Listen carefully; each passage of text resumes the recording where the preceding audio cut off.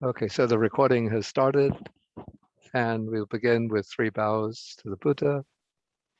1, 2, 3, and the salutation. Namo tassa bhagavato arahato samma sambuddhassa. Namo tassa bhagavato arahato samma sambuddhassa.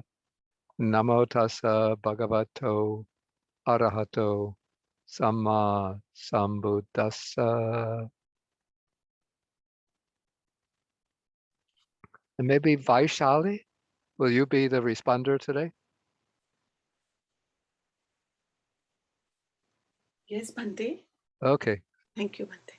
Okay. So now we are continuing with our reading of the Chula Hati Padopama Sutta, the shorter discourse on the simile of the elephant's footprint.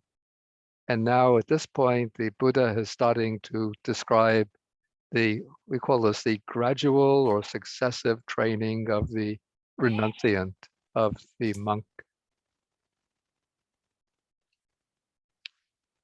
And this is a kind of fixed passage, a kind of stock passage, which we find in many suttas, in which the Buddha is describing the sequential training. And this is going to be part of the beginning of the Buddha's attempt to show how the simile of the elephant's footprint can be correctly understood.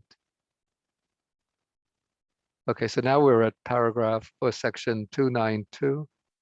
So we continue to read. So this will be the section on we call this the ethical training or the disciplinary training of the monastic. So evang pabajito samano. So, evang pabajito samano. Bhikkhunang sika sajiva samapanno. Bhikkhunang sikha sajiva samapanno. Panati patang pahaya. Panati patang pahaya. Panati pata pativirato hoti. Panati pata pativirato hoti. Yeah, that's good. Nihita dando. Nihita dando. Nihita satto. Nihita sattho. Lajji dayapanno. Lajji dayapanno. Sabapana bhuta hit anukampi viharati. Sabba panabhuta hitanukampi viharati. Okay, so you'll see that what is being described here are the precepts, but not exactly the same as the 5 precepts, but it will go through the roughly the wholesome courses of karma, but with a monastic adaptation. So the first is the general expression, evang pabajito samano. So we have here, pabajito is originally the past participle from the verb pabajati, to go forth, to renounce. But then the past participle form pabajito gets converted or can function as a noun, that is one who has renounced, a renouncer. Or you could say a left home person, but we'll use renouncer. And then samano, what is samano? Anybody? Present participle. Okay, yeah, it's the present participle of the verb ati, meaning to be, being. So being thus a renunciant, a renouncer. And then the next phrase, bhikkhunang sika sajiva samapano. So samapano is endowed with or possessed of, and then sika is the training, and sajiva is the way of life. So it's based on the verb jivati. So he's endowed with the training and the way of life of bhikkhus, of monks. So being endowed with that training and way of life of monks, then panati pata pahaya.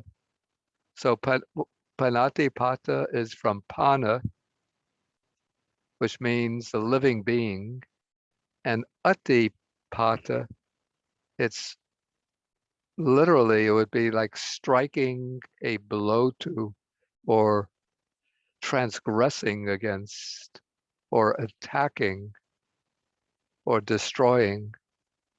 But it pretty much takes on the formal meaning of the destruction of life, or in other words, killing. And so having abandoned the destruction of life, then panati pata pativiroto hoti. Panati pata, what grammatical case is this?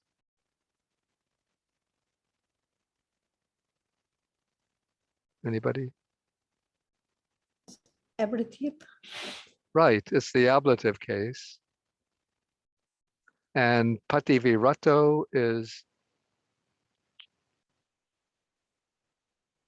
one who refrains from, actually it's the past participle, refrained or abstained. And so one refrains or abstains from something. And so what one abstains from takes the ablative case. And then it has hoti, again, the present tense. So he is one who has abstained from the destruction of life. So having abandoned the destruction of life, he is one who has refrained from the destruction of life. Then we have a number of bahubihi compounds, two bahubihi compounds, nihita dando. So nihita is from the prefix ni plus the verbal root da, which means to place or to put. And for some reason in Pali, I think in Sanskrit too, this verbal root takes the d somehow gets reduced to it, just a h. And so nihita is put down, placed down, or dropped. And dando is the stick, which is used for beating. It could be a walking stick, but also it's the stick that's used in inflicting punishment.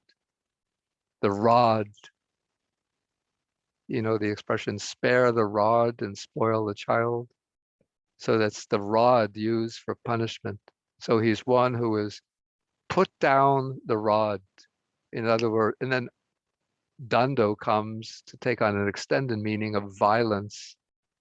So one who is put down the rod, in other words, who's given up violence.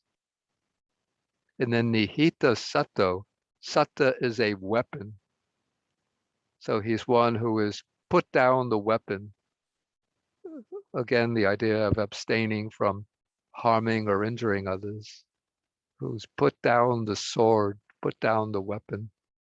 Then laji has the sense of having a sense of conscience, maybe a sense of shame, a sense of moral restraint. Daya pano. So this is from daya, which means like kindness or sympathy, and apano, one who has acquired. So one who has acquired kindness, or simply we could say one who has become kindly.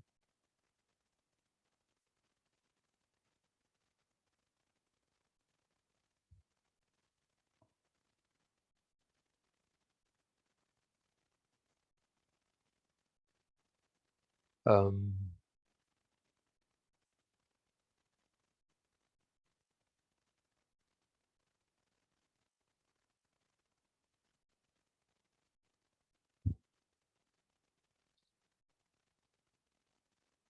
Okay. Okay, then Sabba Pana Bhuta.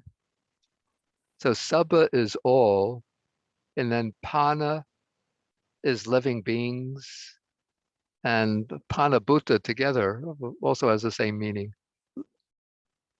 Living beings. The original meaning of Pana, by the way, is breathing, breath. And so that which has breath is a living being. You know, in yoga, the practice of I think it's pranayama. That's the regulation of the breath as the yogic exercises. So it's the same word. In Sanskrit, it's prana, and in Pali, pana. And so these are all living beings. Then hita is welfare or good. And anukampi is based on the verb anukampati, which means literally to shake with, to tremble with. And from this we get a noun, anukampa, trembling with, shaking with. And one shakes or trembles with others when they are undergoing suffering. So anukampi is basically it's compassion. And we have two words for compassion, at least two words in Pali, anukampa, and the other prominent word is karuna. And it seems that karuna is used generally in relation to the meditative practices of developing compassion, whereas anukampa is used to designate compassion as a motivation for action. So we could say this is the more active manifestation or aspect of compassion. And so the monk here is, we could say, is compassionate for the welfare of all living beings. Okay, so putting it all together. So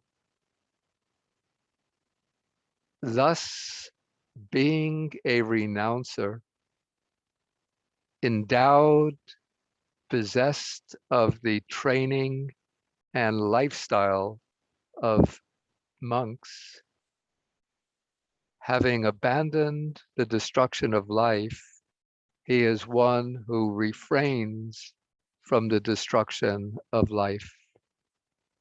Then we would say he dwells, having given up the rod, having given up weapons, having dropped the rod, dropped the weapons, conscientious, possessing kindness, compassionate for the welfare of all living beings. Okay, so any questions about this? Bhante, you mentioned the two words for compassion in Pali. Yeah. So anukampa and karuna. But in this passage, we also have daya. And you translate this as kindness, but is there also some shade of compassion in this word, or how is it used differently in Pali? Yeah, you could also say that there's some a nuance of compassion in this too.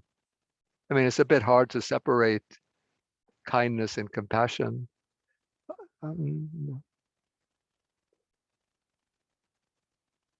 Yeah, so they're very close. So it's just using several words pretty much to convey a very similar point.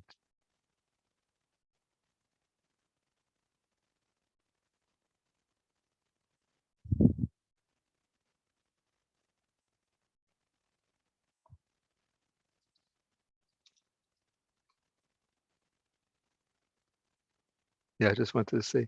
Yeah, my old translation I had with rod and weapon laid aside, gentle. I think I had gentle for Laji, but that's not so precise. It's more, Laji is like having a sense of conscience, that makes one ashamed to do something unwholesome. And then for dayapano,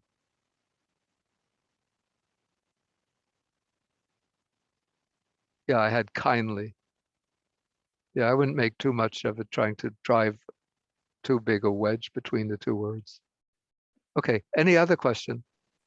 Ante is sabba panna bhuta hita nukampi a compound too, or it's simply an adjective, or it's a Well, compounds function as adjectives, so this is a compound, a pretty complicated compound, functioning as an adjective, describing now the pabajito, the one who, the newly ordained monk. so it's not a bahubihi, right? It's a commandaria or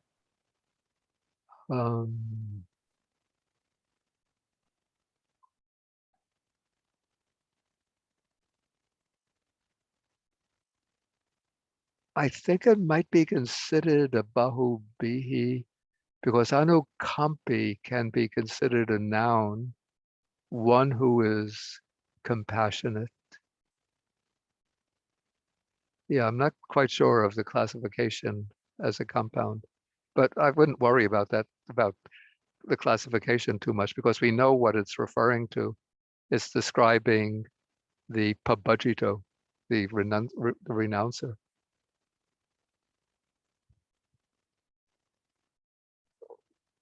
So any other question here?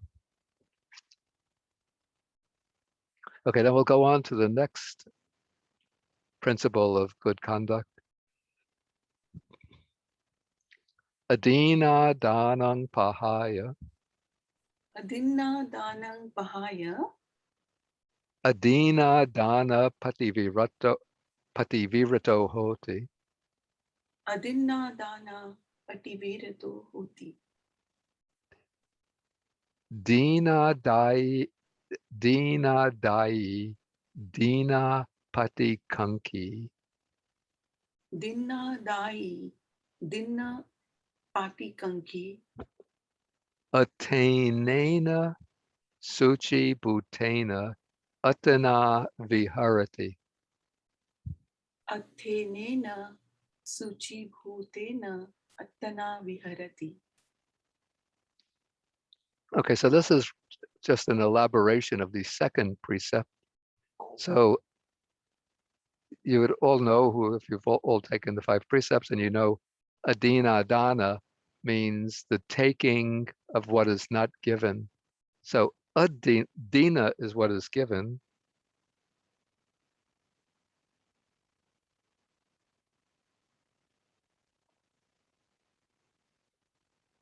So dina is what is given. Then what is not given is adina. And then adana is the opposite of dana. Dana is giving, and adana is taking. So adina dana is the taking of what is not given, but in other words, it means stealing or theft. So if you see, like if you're walking and then you see a nice, beautiful piece of stone and you want to take it, even though nobody gives it to you, if it's not private property, you could take it. But this, in effect, means taking what does not properly belong to you. So having abandoned taking what is not given, he is one who has refrained from the taking of what is not given. And then the elaboration, dina dai, which means he is one who takes what is given, and dina pati kanki, one who expects to receive what is given. Just want to see the old.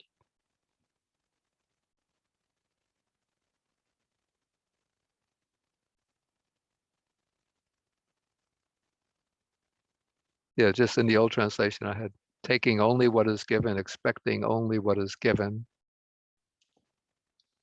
Then attainena. So the word taina means theft. Oops. Thena is theft, and athainena is non-theft, non-stealing. And then we have an interesting expression here. Literally, he dwells with a self that has become pure. So the word suchi means pure, and Buddha is become. And atana, you see, the Buddha doesn't avoid using the word for self when it's just part of conventional speech, not implying a metaphysical self. So he dwells with a purified self. So in the old translation, to avoid a misunderstanding, so he rendered, he abides in purity. He dwells in purity by not stealing. Okay, so putting it all together, having abandoned, taking what is not given, he refrains. He is one who has refrained from taking what is not given, one who takes only what is given, who expects what is given, and by non-stealing, he dwells with a self that has become pure.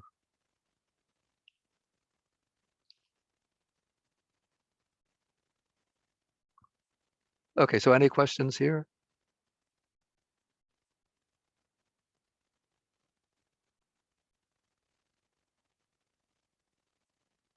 Okay, so the next principle, a brahmacharyang pahaya, Abrahmacharyang pahaya brahmachari hoti, brahmachari hoti arachari arachari virato metuna gamadhamma. virato methuna gamadhamma.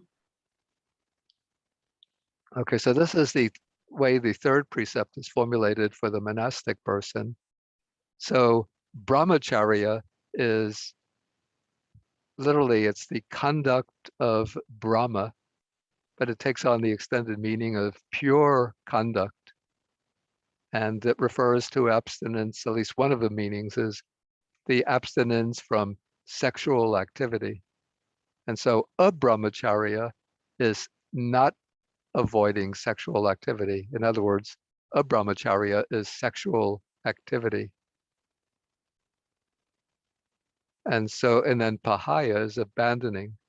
So having abandoned, we could say, sexual activity, he is, I don't know a good rendering for this. He's a celibate. But I would just use the Pali word. He's a brahmachari. I think this word has become almost in regular usage amongst Buddhist practitioners. So he's a brahmachari, and then arachari. So this is one who dwells, ara means at a distance, in the sense of keeping aloof from sexual activity. Here we had living apart. And then virato is, virato goes with metuna gamadhamma. So these are ablatives too, but they're put after the word that qualifies them. So he is one who refrains from metuna. Metuna is the usual word for sexual intercourse. And then it's described as gamadhamma, which means gama is the village, and dhamma is, in this case, a practice. So it's literally the village practice, the village activity. And in the translation, the word used is vulgar, though I don't know if I like that anymore.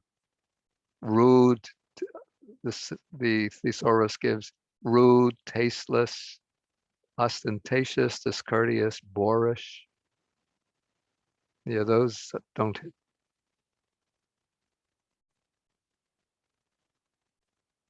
Ill-mannered, rough, crude, naughty, tasteless. Maybe we have to find some better word.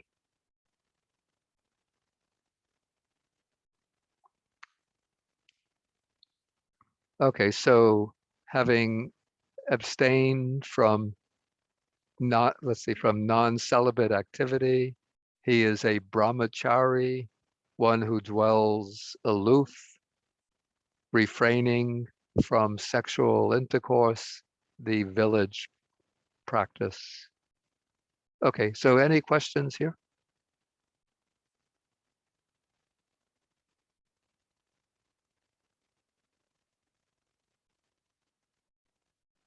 Okay, then we go to the fourth. Musavadang pahaya, musavada pativirato hoti. Musavadang pahaya, musavada pativirato hoti. Satyavadi satyasando, Satyavadi satyasandho, teto pachayiko, theto pachayiko, avisangvadako lokasa. avi samvadako lokasa. Okay, So this is in effect, the observing of the fourth precept. So musavada is false speech. Well, sampajana, it's really sampajana musavada, deliberately making false speech. So having abandoned false speech, he is one who has refrained from false speech.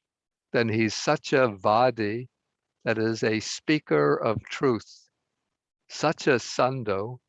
So sando is something like, we have the word sandhi in Pali, which are the rules governing the connection or joining together of words and letters. And so sandhi means joining together. So and then sanda is pretty much the same thing, a joining together. So one who is, we could say, conjoined to truth, or maybe even say a little freely, devoted to truth. Then he's teto, which is similar to truth. So here we have trustworthy, and pachayiko, I rendered reliable.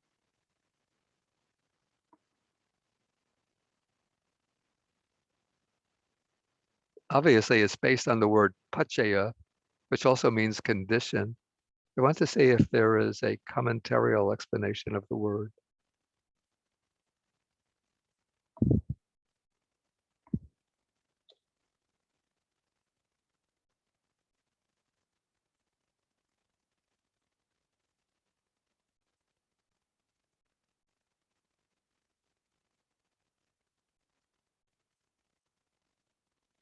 Yeah, the commentary gives patiyayi tabako sadait.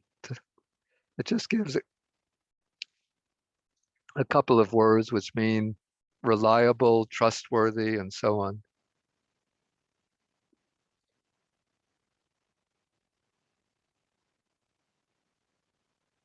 I think I must be deriving pachayiko from patiyaya, but I'm not sure of the meaning of patiyaya.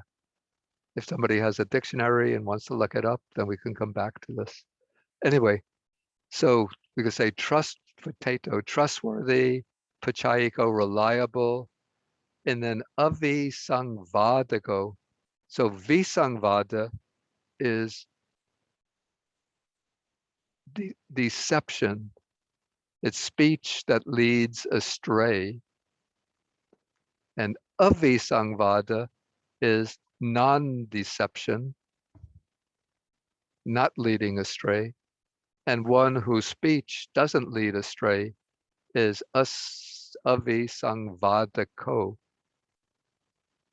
So in my translation, I had Nyanamooli's translation, one who is not a deceiver of the world.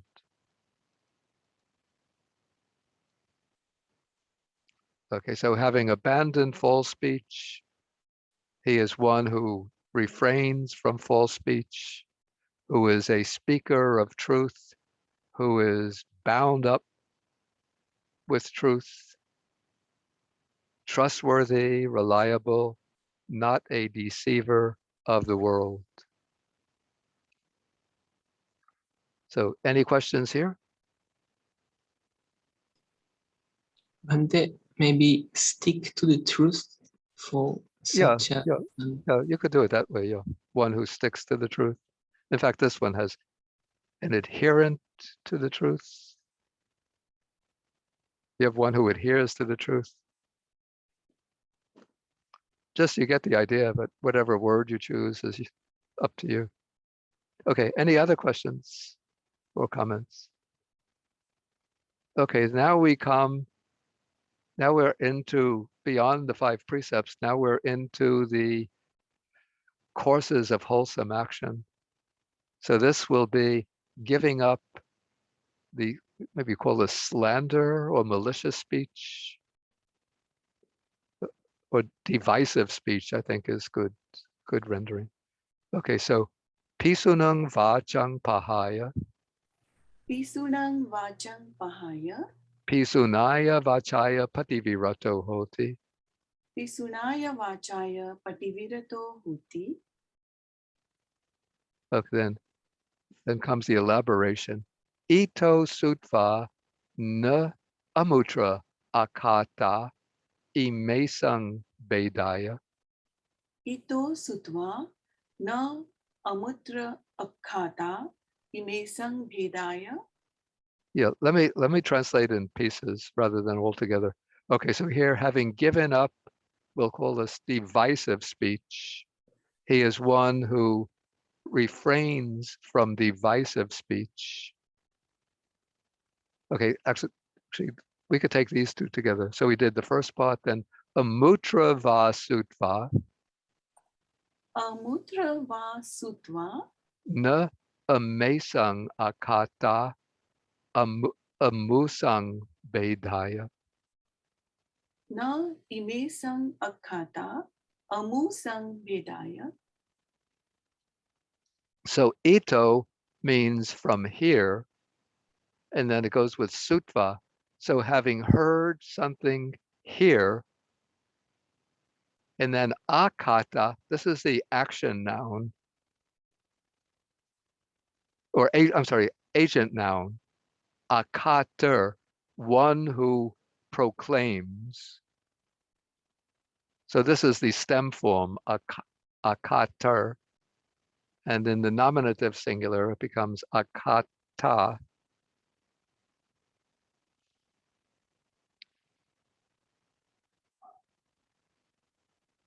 So this is one who declares, and amutra is there. And then we have imesang, of these, and bedaya is for breaking up, for creating division. And then the converse is amutra sutva, having heard there, he is not one who proclaims to these for the breaking up of those. So the sense is, okay, I'm down here, down the hill with a group of people, and they're talking and talking. So I hear, and they're talking something bad about somebody is living up the hill. So I hear what they're saying. Then when I go up the hill and I meet some of the people there, I say, you know, those guys living down the hill, they said this about you. And so I declare there up the hill for the breaking up of these, to create divisions between, maybe to create divisions between the people down the hill and up the hill, or maybe to create divisions amongst the people down the hill. Or else, having heard there, that is, when I'm up the hill, I hear the people up the hill saying something bad about the people down the hill. And then when I come down the hill, then I declare it to the people down the hill in order to create division, I guess, among the people. I would say maybe to create division from the people up the hill. So in other words, we call this tale bearing or backbiting. So engaging in gossip with the malicious purpose of creating divisions between people who have been previously on friendly terms. So let's say in the translation, the published translation, abandoning malicious speech, he abstains from malicious speech. He does not repeat elsewhere there what he has heard here in order to divide those people from these, nor does he repeat to these people what he has heard elsewhere in order to divide these people from those. So it's speech that creates divisions. But rather, now comes the positive counterpart. Iti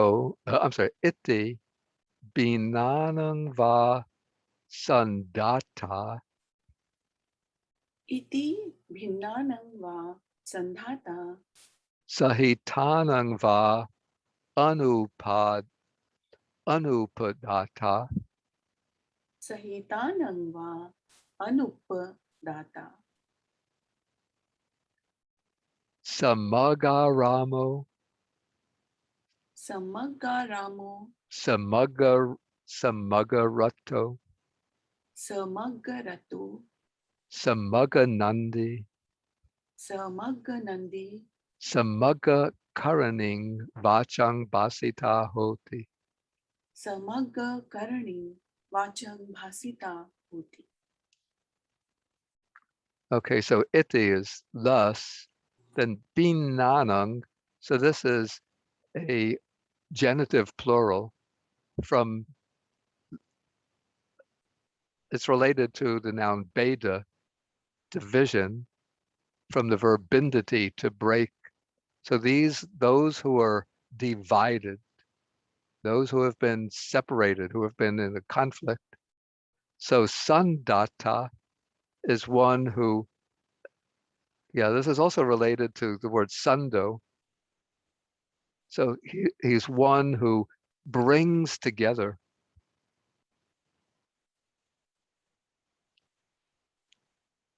So a bringer together of those who have been divided. And then sahit tanang va anupadata. And sahita is the past participle related to the word sandhi. From, I guess the verb would be sandati or sandahati, to bring together, to unite. And so the past participle of that would be sahita, brought together or united. And anupadata is one who, this is also an agent noun from actually, I'm not sure what the verb is, but the agent noun would be anupadatar,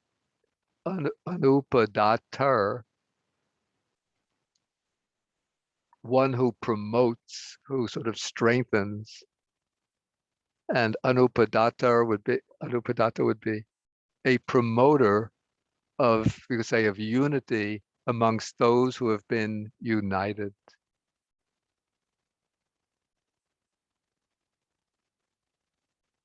And then comes samagaramo. This is a bahubihi compound. The word samaga means also unified or in harmony, those in harmony. So he is one who delights in harmony. Samagarato, one who also has rejoiced in harmony. Samaganandi, similar in meaning, one who has Nandi, delight in harmony.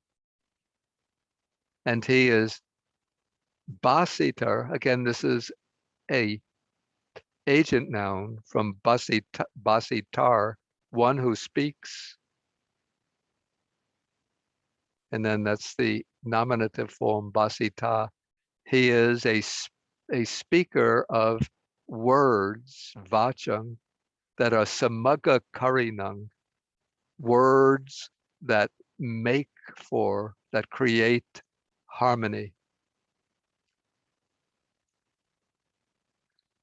Okay, so putting it all together. So having abandoned divisive speech, he is one who has refrained from divisive speech. Having heard something from there, he does not, or having heard something here, he is not one who proclaims it there in order to create division for these, or having heard something there, he is not one who proclaims it to these in order to create division from those other ones. And thus he is a uniter of those who have been divided, a promoter, we say, of good feeling among those who have been united,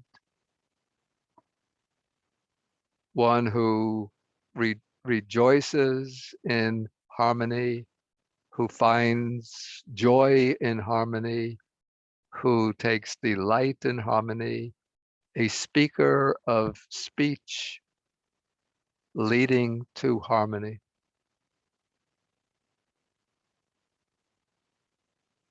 So any questions here?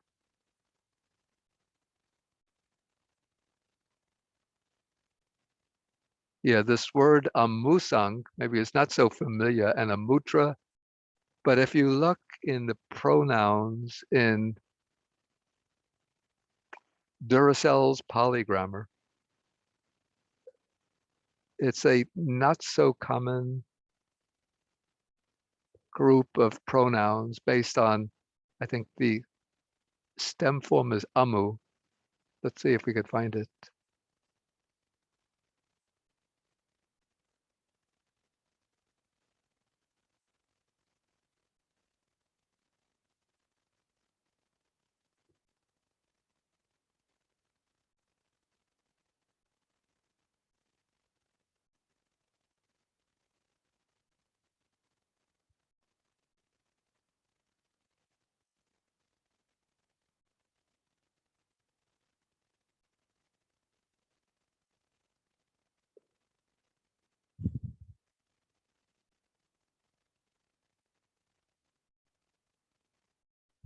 Yeah, it's the counterpart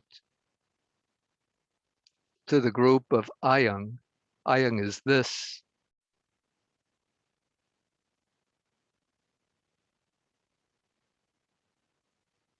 Yeah, here we have asu is that. I think these forms are probably more prominent or common in Vedic Sanskrit. But in Pali, these forms largely drop out, but occasionally we find them. Like here we have amusang as the genitive plural. Yeah, so this is section 308 if you want to look. Okay. Okay, so I think we've finished this. So any questions on this section? Okay, then we come to the next one, which is on gentle speech. So Parusang vachang pahaya. Farusang vachang pahaya.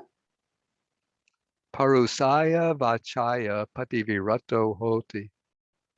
Harusaya vachaya pativirato hoti. Okay, so having abandoned, parusa is rough or harsh. So this is harsh speech. Having abandoned harsh speech, he is one who refrains from harsh speech. And so now comes the description of his speech. So we have vacha, his words, his speech is nela, which we have the meaning here, gentle. Then kana sukha. So kana is the ear and sukha is pleasant. So it's pleasant to the ear, pleasant to listen to. Then paimaniya is, you probably all know the word pema, or Sanskrit prema, which is affection. And so paimaniya is that which creates affection. So we could say it's affectionate. And then hadayangama. So here we have hadaya is the heart, hridaya, and the verb gachati is to go to, and the root is gum. So this is speech that goes to the heart, going to the heart. And it's pori. Pori is from the word pura, which means a city. Like even we have it retained in the name of some cities today, like Singapore is the city of the Singa, as the lions, the city of the lions. Singapore. What are some others with poor? In India, there must be a number.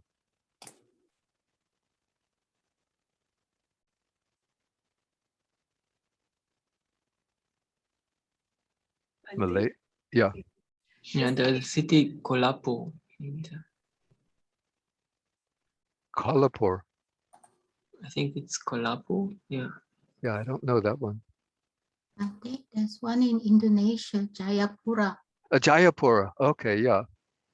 And Jaipur in India. Of course, Jaipur. Yeah, Jaipur, which would be, that's the way it's spelled now, but it originally is from Jaya, victory. So it's the city of victory.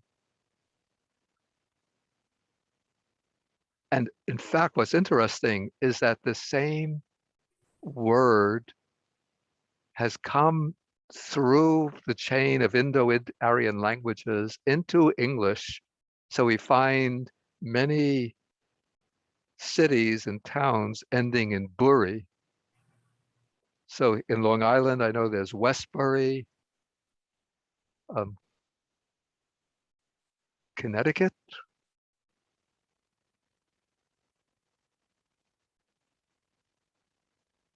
Anybody know cities, American cities or towns ending in Bury?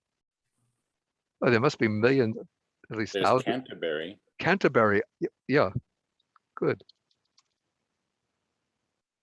Okay, so those are enough examples. You can see how this word has traveled through the line of Indo-Aryan languages. Okay, so here we get an adjective based on on pura, which takes on the meaning, is similar to the, in fact, it's almost exactly the English word urbane.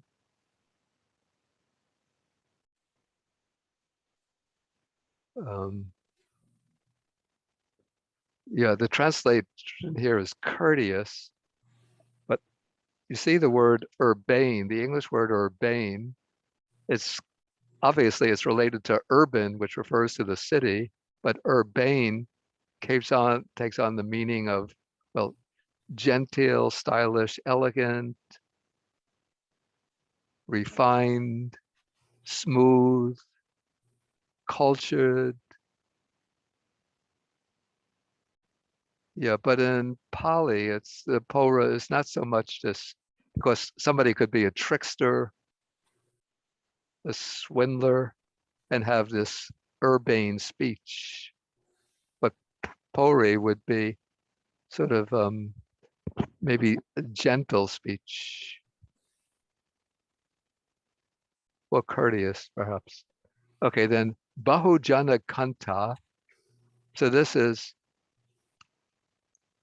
Bahujana is the many people, the multitude, and Kanta is desired.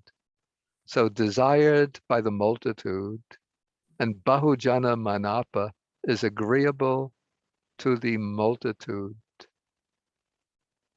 Here we had desired by many and agreeable to many. And then Tata Ruping Vachang Basita Hoti. He is a speaker of speech like that, of such kind of speech.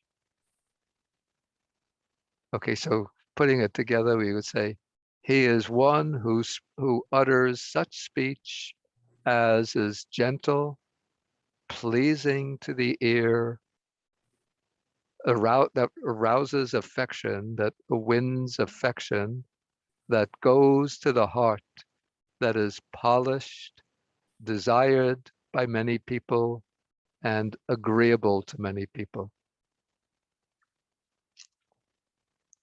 So any questions here? Bhante, we have to read this, Bhante. Yasa vacha. Say again. We have to read this, Bhante. We have to read Yasa vacha. Oh, we didn't read it together. Yes, Bhante. Okay, but we'll just move on to the next one then. Okay, okay. Okay, so Sampa Palapang Pahaya. Samva palapang pahaya. Sampa Palapa Pativirato Hoti. Samva palapa pativirato hoti. Kalavadi Bhutavadi. Kalavadi bhutavadi Attavadi. arthavadi Dhammavadi Vinayavadi. dhammavadi vinayavadi Nidana Vating Vachang Basita. nidhanang vating vachang bhasita Kalena Sapadesang Pariyanta Vating Atta Sanghitang. kalena sapadesang pariyantavating atha sanghitang. Yeah, so this is a bit complicated, the definition here. So Sampa Palapa, usually we render this as, I render it as idle chatter. Palapa is speaking or chatter. Sampa, actually, I don't really know don't remember the origin of this, but together it takes on the meaning of idle chatter. And so having abandoned idle chatter, he is one who refrains from idle chatter. Then comes the qualities of his speech, the positive qualities. Kalavadi, he is one who speaks at the right time. So kala is time. So he is a speaker at the right time. And here, Bhuta takes on the meaning of what is factual or real or true, a speaker of what is real, a speaker of facts. Attavadi, here atta has the meaning of good or benefit. So he is speaking what is related to the good, speaking what is beneficial. Then Dhammavadi, in the case of a monk, a speaker on the Dhamma, and Vinayavadi, a speaker on the discipline. And then Nidana Vating Vachang Basita. So Basita again is one who speaks, Vachang is speech, and the speech is said to be Nidana Vati. And Nidana is also from that same verbal root, da, to place, to put, to place. And so we would have a verb, I don't know if it occurs, I think it does occur, nidahati, which means to put or to put down. Yeah, we had above nidhi.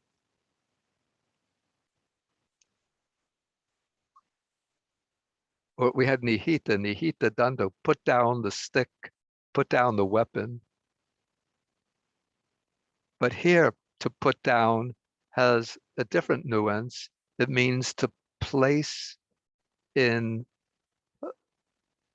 to put in a place of security. In other words, to treasure, to store up and to treasure. So his speech has the quality of storing up, of being worthy, of being treasured. Here, the published translation, he speaks such words as are worth recording. But in those days, actually, there wasn't even writing, or not to speak of recording devices.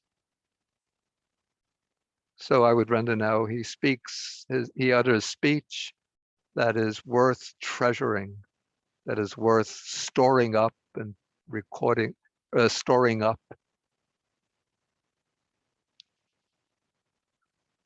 And then the speech is further described as kalena, which means timely. It functions almost like an adverb, timely, at the right time. And then sapadesang would be with references.